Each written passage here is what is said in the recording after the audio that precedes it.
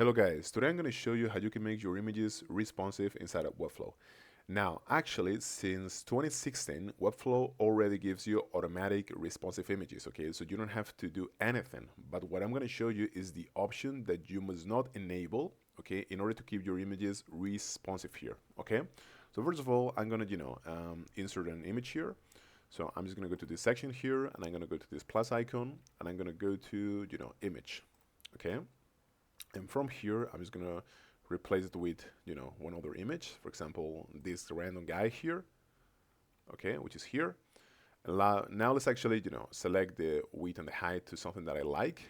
Let's say, for example, I don't know, 250 and 250, because this is like a square image, or actually 300 and 300. And now, once you have your image ready, what you have to do is you have to click on settings, as we were before, and please do not click on disable responsiveness, okay? If you do this, this is what's gonna create trouble here, okay? So you must keep this disabled, okay? So that's pretty much it. Images are automatically gonna be responsive as long as you don't touch this setting here, okay? Thank you so much, guys.